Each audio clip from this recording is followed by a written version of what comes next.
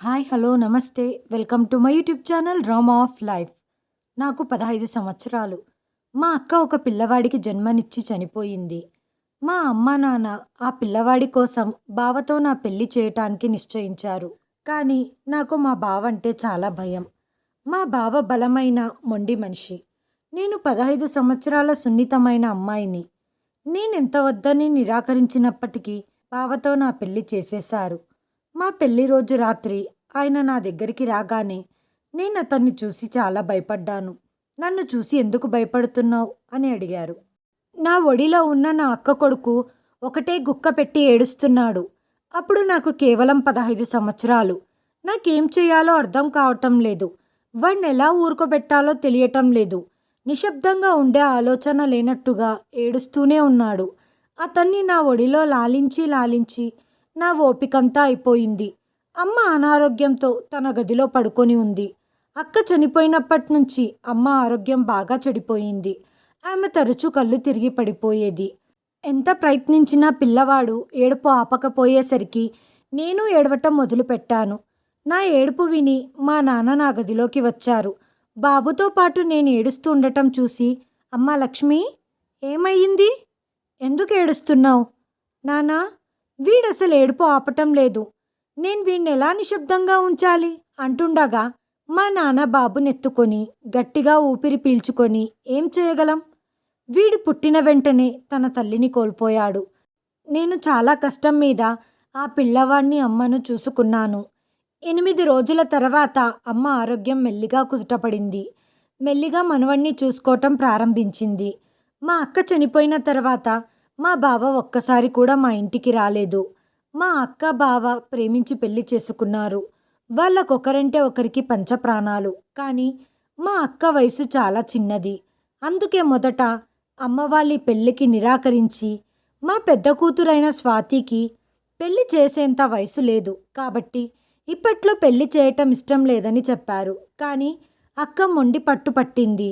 అక్కడ బావగారు కూడా మా ఇంటిని వదల్లేదు. చివరకు ఏ దారి లేక నాన్న వాళ్ళ పెళ్లి చేయాల్సి వచ్చింది. ఎందుకంటే అక్క తొందరపడి ఏమన్నా అఘాయిత్యం చేసుకుంటుందేమో అని వాళ్ళు భయపడ్డారు. కానీ బాబు పుట్టినప్పుడే అక్క ఈ లోకాన్ని వదిలి వెళ్ళిపోయింది. తనకు అంతవరకే ఆ భగవంతుడు రాశాడు. ఇప్పుడు 1 నెల గడిచిపోయింది. బాబుకు నా ఒడి అలవాటైపోయింది. బావగారు మా ఇంటికి వచ్చినప్పుడు ఆ సమయంలో ఆయన గడ్డం బాగా పెరిగింది. కళ్ళు బాగా ఎర్రబడ్డాయి. కేవలం కొంతసేపే తన కొడుకుని ఎత్తుకొని ప్రేమించాడు. బాబు ఆకాష్. లక్ష్మి వయసు చాలా చిన్నది. అయినా కూడా బాబును చాలా కష్టపడి చూసుకుంటుంది. నాకు కూడా ఆరోగ్యం బాగుండట్లేదు. స్వాతి చనిపోయినప్పటి నుంచి నాలో సగ ప్రాణం పోయినట్టు అనిపిస్తుంది. అత్తయ్య, ఆ దేవుడి నిర్ణయం అలా ఉంటే మనం ఏం చేయగలం? మీరన్నా ఒకరితో ఒకరు మీ బాధలను చెప్పుకొని ఒకరినొకరు ఓదార్చుకోవచ్చు. కానీ నా గురించి ఏమైనా ఆలోచించారా? ఎవరూ లేని ఒంటరిగా ఆ ఇంట్లో ఉంటున్న నాకు స్వాతి జ్ఞాపకాలే గుర్తుకొస్తుంటాయి. బాబు, ఇవి వేసవి సెలవులు. కొద్ది రోజులైతే లక్ష్మి స్కూల్కు వెళ్తుంది. నేను చిన్న పిల్లవాడిని చూసుకునే పరిస్థితిలో లేను. వెళ్ళాల్సిన వాళ్ళు ఎలాగో వెళ్ళారు. ఇక నువ్వు జీవితంలో ముందుకు వెళ్ళాల్సి ఉంటుంది. నువ్వు రెండో పెళ్లి చేసుకో అని చెప్పటంతో బావగారు ఆశ్చర్యంగా, అత్తగారు, మీరేం మాట్లాడుతున్నారు? స్వాతి స్థానాన్ని నేనెవ్వరికి ఇవ్వను, ఎప్పటికీ ఇవ్వలేను కూడా. మీకు తెలుసు నేను తనని ఎంతగా ప్రేమించాను. ఎన్ని సంవత్సరాలైనా తన జ్ఞాపకాలతో జీవితాన్ని గడిపేయగలను. బాబు కొంచెం పెద్దవాడైతే నేను తనని నాతో పాటు తీసుకెళ్తాను. ఆకాష్, నాకు తెలుసు నువ్వు స్వాతిని ప్రేమించినట్లు ఎవ్వరినీ ప్రేమించలేవు అని. కానీ పిల్లవాడికి తల్లి అవసరం ఎంతో ఉంది. అత్తయ్య, లక్ష్మి చిన్నమ్మాయి ఉండి తను బాబును చూసుకోలేదా? తను ఇంకా చాలా చిన్నది. 15 సంవత్సరాలకే ఇప్పుడు ఎవరు పెళ్ళిళ్ళు చేస్తున్నారు? తనకు 22 లేదా 24 ఏండ్లు వచ్చేసరికి అప్పుడు నా కొడుక్కి 5-6 ఏండ్లు అయిపోతాయి. అప్పుడు బాబును తీసుకెళ్తాను. కానీ మా అమ్మ ఇలా అంది. ఒకవేళ నీ కొడుకుకు లక్ష్మి అలవాటు పడితే మరొక స్త్రీని అమ్మగా భావించలేడు. సహజంగానే ఈరోజు కాకపోతే రేపైనా నువ్వు ఖచ్చితంగా మళ్ళీ పెళ్లి చేసుకోవాలి. అత్తయ్య, నాకు మళ్ళీ పెళ్లి చేసుకోవటం ఇష్టం లేదు. నేనిప్పుడే కాదు, ఇంకెప్పుడు పెళ్లి చేసుకోలేను. ఆకాష్, ప్రస్తుతం స్వాతి లేదన్న బాధను నీ గుండె మొయ్యలేకపోతుంది. కానీ కాలంతో పాటు ప్రతిదీ మారుతుందని నాకు తెలుసు.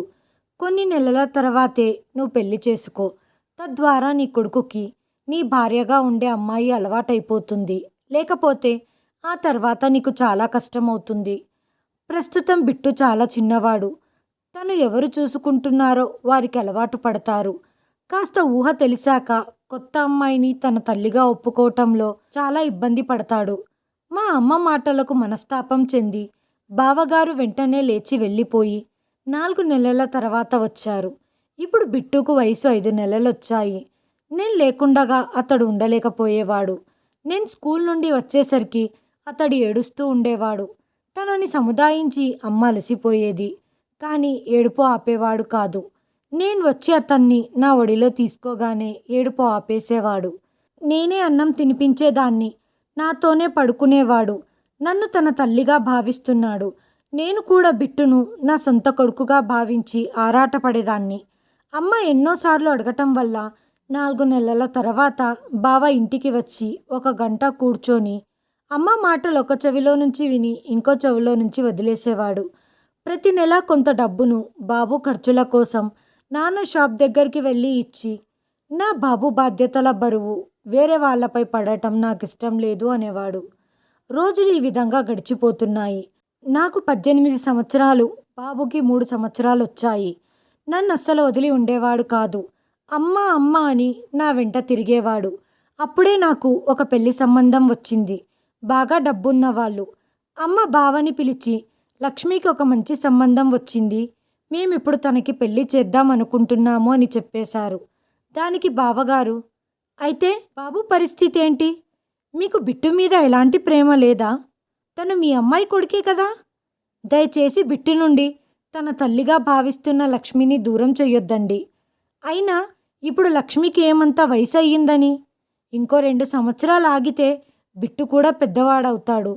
పరిస్థితిని అర్థం చేసుకోగలడు.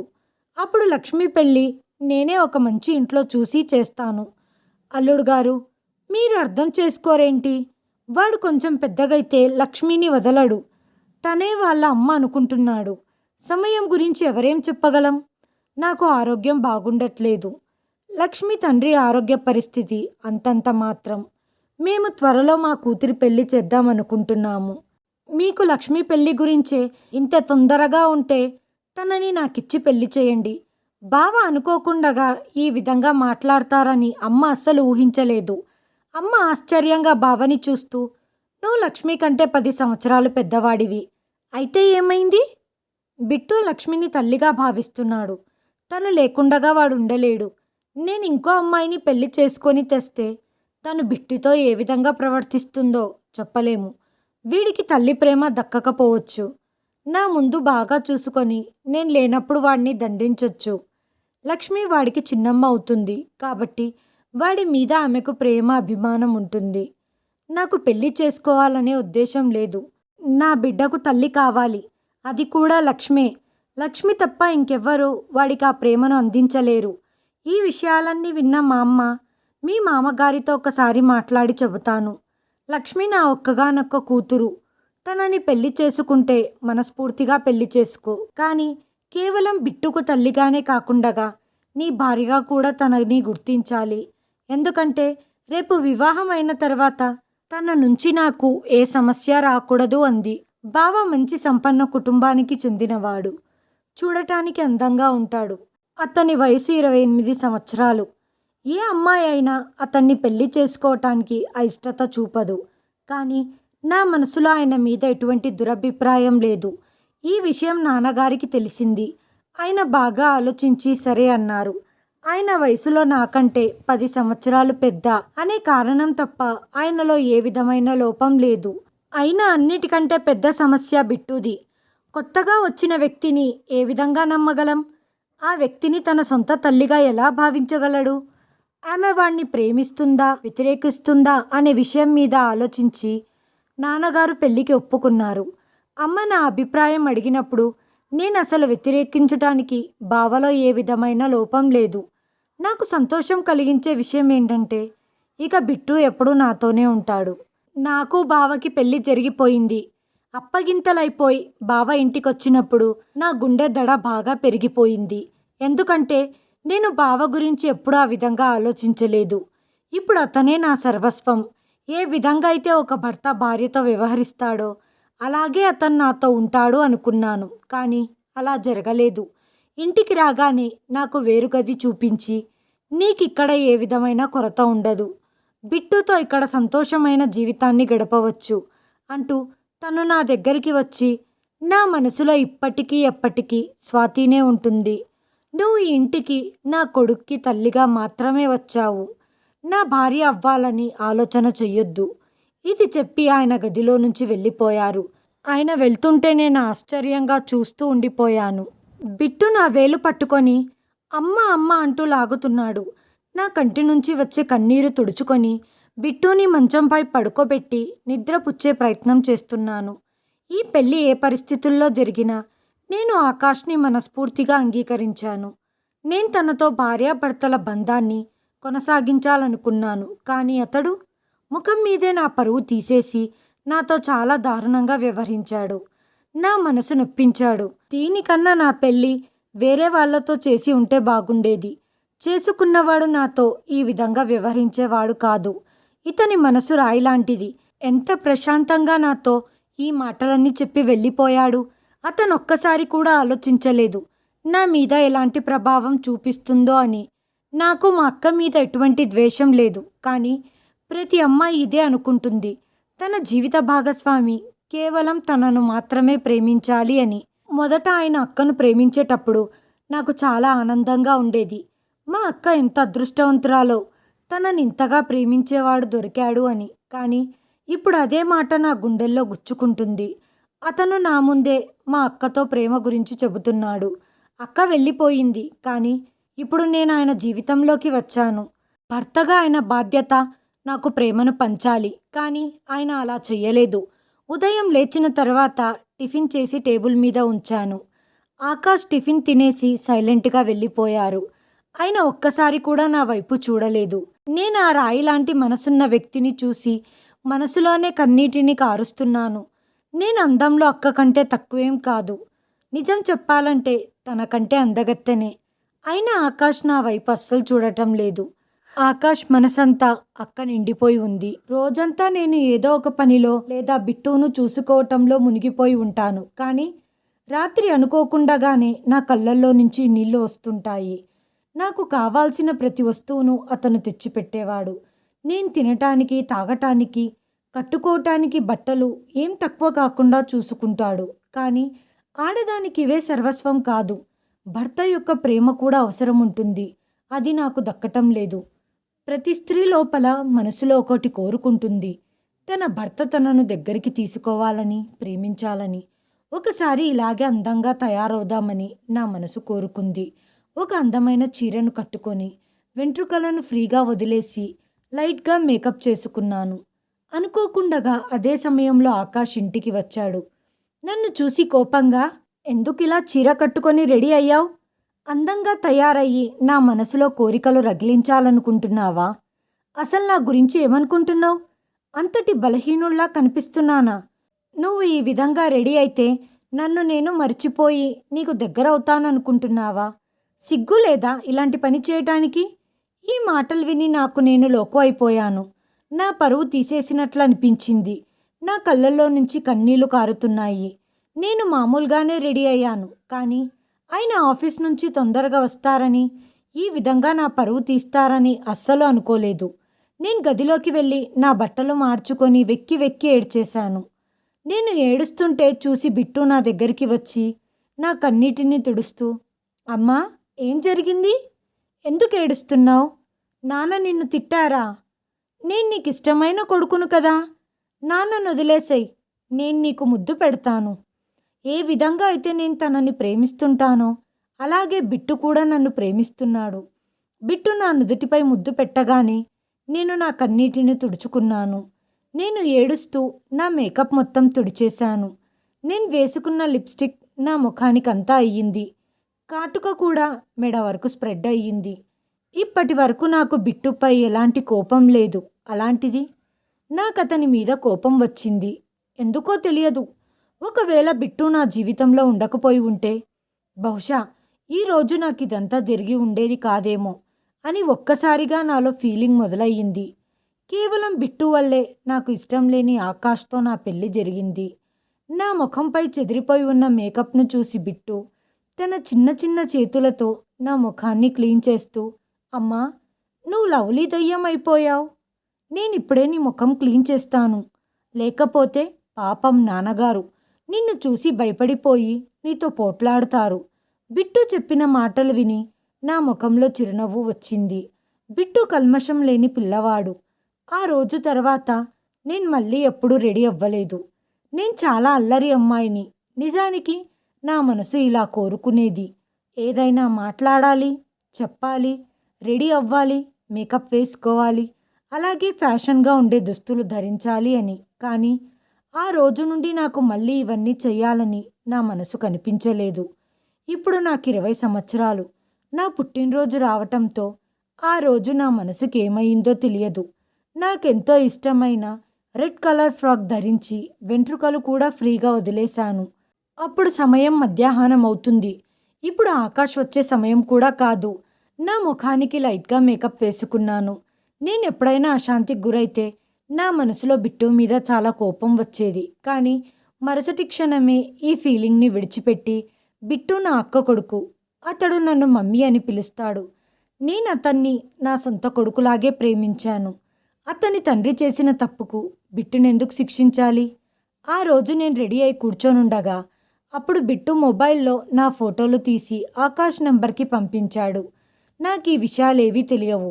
నాకు బటర్ పన్నీర్ తినాలని నా మనసులో అనిపించి నేను లేచి కిచెన్లో వెళ్ళి బటర్ పన్నీర్ వండటం మొదలుపెట్టాను. మేమిద్దరం తల్లి కొడుకులం కూర్చొని తినటం మొదలు పెట్టామో లేదో అప్పుడే ఆకాష్ కోపంగా ఇంట్లోకి వచ్చాడు. నేను ఇంతగా రెడీ అయి ఉండటం చూసి మరుసటి క్షణమే అతని మొబైల్ నా ముందు విసిరేస్తూ ఇలా అన్నాడు, నువ్వు ఇదంతా ఎందుకు చేస్తున్నావు? నీకు సిగ్గులేదా? అక్కడ నేను మీటింగ్లో బిజీగా ఉన్నాను. ఇక్కడ నువ్వు నాకు మాటి మాటికి నీ ఫోటోలను పంపుతూనే ఉన్నావు. నేను ఎన్నిసార్లు నీకు వివరించాను నా ముందు ఇలాంటి వేషాలు వెయ్యొద్దు అని. నా దృష్టిలో నీకు ఎటువంటి విలువ లేదు. నువ్వు కేవలం నా బిడ్డకు తల్లివి మాత్రమే. నీ కోసం నా మనసులో చోటు ఎప్పటికీ ఏర్పడదు అనటంతో ఏం జరిగిందో అర్థం కాక నేను అయోమయంగా అతని ముఖం వైపు చూస్తూ ఉండిపోయాను. మరుసటి క్షణమే అతడు నా ముఖాన్ని గట్టిగా నొక్కి ఉంచి బలంగా వెనక్కి నట్టాడు.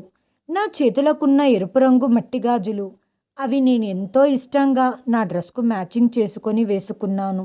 మరుసటి క్షణమే అతడు నా చేతిని టేబుల్పై కొట్టాడు. నా చేతిలో ఉన్న మట్టి గాజులు విరిగి ఇల్లంతా చెల్లాచెదురుగా పడ్డాయి. ఆ సమయంలో బిట్టు భయపడిపోయి సోఫా వెనక దాక్కున్నాడు. కొన్ని గాజు పెంకులు నా మణికట్టులో గుచ్చుకొని పోయాయి. నేను వెక్కి వెక్కి ఏడవటం మొదలుపెట్టాను. ఆకాష్ నెంబర్కి ఏ ఫోటో పంపబడిందో కూడా నాకు తెలియదు. బిట్టు అజ్ఞానంతో నా ఫోటోలను తన తండ్రి నెంబర్కు సెండ్ చేశాడు. కానీ ఆకాష్ కోపానికి నేను గురయ్యాను. బాగా రెడీ అవ్వటం, నాకు నచ్చిన బట్టలు వేసుకోవటం, నాకు నచ్చిన ఆహారం తినటం, ఇప్పుడు ప్రతిదీ నాకు నిషేధించబడింది. నేను నా గదిలోనే బంధించబడి చాలాసేపటి వరకు నాలోని భావోద్వేగాలను మరియు కోరికలను అణిచివేసుకొని నేను ఏడుస్తున్నాను. నా కళ్ళల్లో నుంచి కన్నీళ్లు కారుతున్నాయి. ఆ రోజు రాత్రంతా ఒక్క నిమిషం కూడా నేను కళ్ళు మూసుకోలేదు. బిట్టు తలుపులు కొడుతూనే ఉన్నాడు. కానీ నేను తలుపు తెరవకపోయేసరికి తన తండ్రి దగ్గరే పడుకున్నాడు. మరుసటి రోజు ఉదయం నేను గది నుండి బయటికి వచ్చేసరికి నా వైఖరి పూర్తిగా మారిపోయింది. ఆకాష్ నా వైపు తిరిగి చూస్తున్నాడు. బహుశా నేనేమన్నా మాట్లాడినా, ఏదైనా చేసినా లేదా బిట్టుతో తప్పుగా ప్రవర్తిస్తే అప్పుడు అతనికి మళ్ళీ నన్ను తిట్టడానికి మరో అవకాశం లభిస్తుంది అని చూస్తున్నాడు. కానీ నేనొక్కసారిగా మౌనంగా ఉండిపోయాను. నా మనసులో ఇదొక్కటే ఉంది, నేను కేవలం బిట్టుకు తల్లిని మాత్రమే.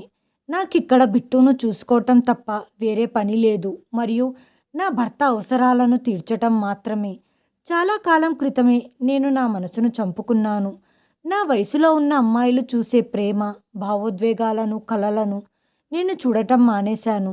నేను ప్రేమగా బిట్టుకు టిఫిన్ తినిపించి స్కూల్లో దింపాను.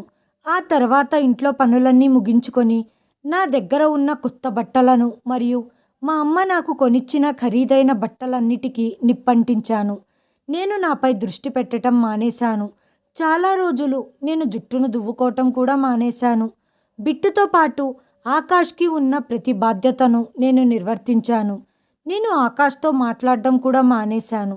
ఏదైనా అవసరం ఉంటే చెప్పేసి ఆ తర్వాత నా పనుల్లో నేను బిజీగా ఉండేదాన్ని. మౌనంగా పనిలో నిమగ్నమై ఉన్న నన్ను చూసి బహుశా ఆకాష్కి కూడా అది అర్థమై ఉండవచ్చు. అందుకే కొన్నిసార్లు అతను నాతో మాట్లాడటానికి ప్రయత్నించాడు. కానీ నేను సరే అని సమాధానమిచ్చి సైలెంట్ అయిపోయేదాన్ని. అప్పుడు అతడు నాతో మాట్లాడే ధైర్యం చెయ్యలేకపోయేవాడు. కానీ ఇప్పుడు నేను దేని గురించి అస్సలు బాధపడటం లేదు. ఎందుకంటే చాలా రోజుల క్రితమే నా భావోద్వేగాలు ముగిసిపోయాయి. ఇప్పుడు నా అందాన్ని మెయింటైన్ చేయాలన్న అభిరుచి నాలో లేదు. బాగా అలంకరించుకోవటం, గాజులు వేసుకోవటం ఇవన్నీ నేనెప్పుడో మర్చిపోయాను. ఏదైనా ఫంక్షన్‌కు వెళ్ళాల్సి వచ్చినా లేదా ఏదైనా పండగలు వచ్చినా కొత్త బట్టలు వేసుకొని రెడీ అయ్యేదాన్ని కాదు. ఈసారి పండగొచ్చినప్పుడు బహుశా ఆకాష్ ఈ విషయాన్ని గ్రహించినట్టున్నాడు. బిట్టు కోసం ఏదైనా కొనాలనుకున్నప్పుడు అతడు నన్ను కూడా రమ్మని కోరేవాడు. కానీ నేను పనిని సాకుగా చూపించి వెళ్ళేదాన్ని కాదు. బిట్టితో తిరిగి వచ్చిన ఆకాష్ చాలా సంతోషంగా ఉన్నాడు. అతడు నా దగ్గరికి వచ్చి ఒక కవర్ నా ముందు ఉంచి ఇలా చెప్పాడు. నేనిది నీకోసం తెచ్చాను అంటూ కాస్త తడబడ్డాడు. అలాగే అతని ముఖంలో సిగ్గు కూడా కనిపించింది. ఇన్ని సంవత్సరాల తర్వాత నా కోసం ఇతనేం తెచ్చాడు అని నాకు ఆశ్చర్యం వేసి నా కళ్ళను నమ్మలేక అతన్ని చూస్తూ ఉండిపోయాను. నేనేమీ ఆలోచించకుండగా ఆ కవర్ తీసి చూడగా అందులో ఎరుపు రంగు మట్టి గాజులున్నాయి. నేను గాజుల వైపు చూస్తూ, మీరెవరి కోసం ఈ గాజులు తెచ్చారు అనటంతో ఆకాష్ నా వైపు ఆశ్చర్యంగా చూస్తూ, నా కొడుకు తల్లి కోసం తెచ్చాను. అంటే నీకోసమే తెచ్చాను. నీకు ఎరుపు రంగు గాజులంటే ఇష్టం కదా, వేసుకో అనటంతో నేను ఆశ్చర్యపోయి కళ్ళు పైకెత్తి అతన్ని చూసినప్పుడు తన కళ్ళల్లో ఏదో ఒక విచిత్రమైన ఆకర్షణ కనిపించింది. నన్ను దూరంగా ఉండమని బలవంతం చేసిన వ్యక్తి ఇలా ప్రవర్తించటానికి ఏదైనా కారణం ఉండవచ్చు. బహుశా నేనతని భార్య అన్న విషయం చాలా సంవత్సరాల తర్వాత అతడు గ్రహించినట్టున్నాడు. అతని మొదటి భార్య చనిపోయింది. నేనతని రెండో భార్యనైనప్పటికీ మా మధ్య ఆ బంధం లేదు. మేము దూరంగానే ఉంటున్నాం. ఈ మార్పు ఆయన నన్ను గుర్తిస్తున్నట్టు, ఆయనలో నా మీద ప్రేమ పుట్టినట్లు అనిపిస్తుంది. నేను ఆ గాజులు తీసుకొని సెల్ఫ్లో పెట్టేశాను. నేనిప్పుడు పనిలో ఉన్నాను. గాజులు తెచ్చినందుకు మీకు ధన్యవాదాలు. నేను ఈ మాటలు చెప్పి అక్కడి నుంచి వెళ్ళిపోయాను. కానీ ఇప్పుడు నాకు ఈ వస్తువులతో పెద్దగా అవసరం లేదు. పండుగ కాబట్టి అందరూ రెడీ అయ్యారు. నేను మాత్రం ఇంటి పనులలో మునిగి ఉన్నాను. మా అమ్మ నాన్న కూడా అక్కడికి వచ్చారు. మా బంధువులు కూడా మిఠాయిలు తీసుకొని వచ్చారు. అందరూ కూడా నాతో, నీ వయసమ్మాయిలు 2 పిల్లల తల్లుళ్ళయ్యారు. ఈ రోజుటికి కూడా వాళ్ళు చాలా బాగా రెడీ అవుతారు. చేతులకు మంచి గాజులు వేసుకుంటారు. మంచిగా మేకప్ చేసుకుంటారు. వాళ్ళను వాళ్ళు బాగా అలంకరించుకుంటారు. కానీ నువ్వు అంతా పోగొట్టుకున్న దానిలా ఉంటావు. ఆకాష్ నన్ను చూసి నా దగ్గరికి వచ్చి ఇలా చెప్పాడు. అందరు ఎలా రెడీ అయి ఉన్నారో చూడు. నువ్వు ఒక్కదానివే ఇంటి పనులు చేసుకుంటూ కూర్చున్నావు. వెళ్ళు, పని ఆపేసి వెళ్ళి రెడీ అవ్వు. ఈరోజు ఆకాష్ నన్ను చిరునవ్వుతో చూస్తున్నాడు. తయారవ్వు అంటున్నాడు. నాకు చాలా ఆశ్చర్యంగా ఉంది. ఆయన నాకు దగ్గర అవ్వటానికి ప్రయత్నిస్తుండటంతో నేను ఇలా చెప్పాను. ఇన్ని సంవత్సరాలుగా నేను ఇదే పరిస్థితుల్లో ఉంటున్నాను. సంవత్సరానికి ఎన్నో పండగలు వస్తున్నాయి. కానీ నేనెప్పుడూ కొత్త బట్టలు తొడగలేదు. ఇంతకుముందు మీరెప్పుడు నా మీద ధ్యాస పెట్టలేదు. మీకెందుకు ఈరోజు ఇలా అనిపిస్తుంది? నా ప్రశ్నకు ఆయన షాక్ అయ్యారు. అమ్మ నా చెయ్యి పట్టుకొని చూసి, మెహందీ ఎందుకు పెట్టుకోలేదు? కొత్త బట్టలు ఎందుకు వేసుకోలేదు? నగలెందుకు ధరించలేదు? నీ దగ్గర స్వాతి బంగారంతో పాటు నీ బంగారం కూడా ఉంది. నీ దగ్గర ఏదీ తక్కువ లేదు. మరి ఇలా ఎందుకు ఉన్నావు అనటంతో నా ముఖంపై బలవంతపు చిరునవ్వు వచ్చింది. ఆకాష్కి తను తప్పు చేశాను అని మనసులో అనిపించింది. బిట్టు గదిలో పడుకొని ఉన్నాడు. నేను కూర్చొని ఉన్నాను. అప్పుడే ఆకాష్ గదిలోకి వచ్చాడు. అతన్ని చూసి నేను కంగారు పడ్డాను. ఇంత రాత్రిపూట ఆకాష్ నా గదిలోకి రావటం ఇదే మొదటిసారి. అతను నా ముందు కూర్చొని నా చెయ్యి పట్టుకొని మాట్లాడడం మొదలుపెట్టాడు. కానీ నేను నా చేతిని విడిపించుకున్నాను. చూడు లక్ష్మి, నేను నీతో చాలా దారుణంగా వ్యవహరించాను. నాకు తెలుసు. నేను స్వాతి ప్రేమలో పూర్తిగా గుడ్డివాణ్ణయ్యాను. మేమిద్దరం ఒకరినొకరం ప్రాణంగా ప్రేమించుకున్నాం. తను నన్ను ఒంటరిగా వదిలి వెళ్ళిపోవటం నా మనసుపై చెరగని గాయాన్ని చేసింది. నేను తన గురించి ఆలోచిస్తూ పిచ్చివాణ్ణయ్యాను. దీనివల్ల నేను నీకు నీ హక్కులను ఇవ్వలేకపోయాను. కానీ కాలం మారటంతో పాటు నా మనసు మారింది. నువ్వు నా కొడుకుని నీ కొడుకులా పెంచావు. నా కొడుకు కోసం నువ్వు నీ ఆనందాలని త్యాగం చేశావు. నీ చిన్న వయసులోనే నా కొడుక్కు తల్లి ప్రేమను అందించావు. కానీ భర్తగా నేను నీకివ్వాల్సిన ప్రేమను, ఆప్యాయతను, నమ్మకాన్ని ఇవ్వలేకపోయాను. పైగా నిన్ను లెక్క చెయ్యలేదు. నా మణికట్టుపై గాజులు చేసిన గాయాలు ఇంకా ఉన్నాయి. ఆ గాయాలను తాకి ఆకాష్ ఇలా అన్నాడు. నా మనసులో నీపై చాలా ప్రేమ ఉంది. నేను నిన్ను ప్రేమిస్తున్నాను. నేను నీతో కొత్త జీవితాన్ని ప్రారంభించాలనుకుంటున్నాను అంటూ ఆకాష్ తనతో పాటు తెచ్చిన ఎర్రటి గాజులను నా చేతులకు వేశాడు. మెల్లగా ఆయన నాకు దగ్గరవుతున్నారు. అతని మాటల అర్థం నాకు అర్థమవుతున్నాయి. కానీ నాలో ఆశలు, కోరికలు అన్నీ పూర్తిగా నాశనమయ్యాయి. నేనక్కడి నుంచి లేచి నిలబడ్డాను. నేను తిరిగి ఆయనను చూస్తూ, నేను కేవలం బిట్టుకు తల్లిని మాత్రమే. దానికి మించి మీకు నాకు ఎటువంటి సంబంధమూ లేదు. ఒకప్పుడు నాలో కూడా ఆశలుండేవి. నేను కూడా దేవుణ్ణి కోరుకునేదాన్ని. మీరు నాకు భర్తగా మారి నన్ను స్వీకరించి మీ ప్రేమను అందించాలని, మీ గుండెలకు హత్తుకోవాలని ఆరాటపడేదాన్ని.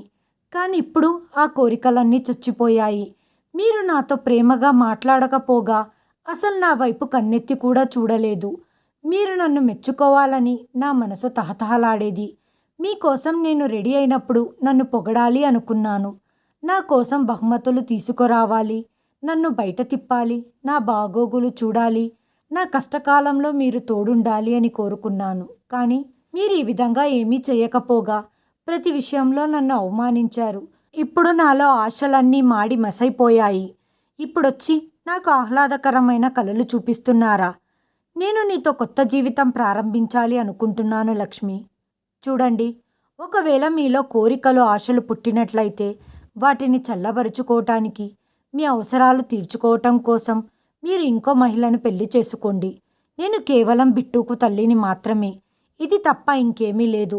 నా వైపు నుంచి మీకు స్వేచ్ఛనిచ్చాను. మీరు మూడో పెళ్లి చేసుకోవచ్చు అని ఆయనతో చెప్పి నేను గది బాల్కనీ వైపు వెళ్ళాను. కొంతసేపు తర్వాత ఆకాష్ నా గదిలో నుంచి వెళ్ళిపోయారు. నేను చాలాసేపు బాల్కనీలో నిలబడి నా కన్నీటిని నాలోనే అణుచుకున్నాను. నేను మనసులో అతనిపై ఆశలు పెంచుకోవాలి అని అనుకున్నాను. కానీ నా మనసు అంగీకరించట్లేదు. ఏ స్త్రీ అయినా ఒక్కసారి మొగాడి విషయంలో తన హృదయపూర్వకంగా తలుపులను మూసేసుకుంటే అతను ఏం చేసినా వాటిని తెరవలేరు.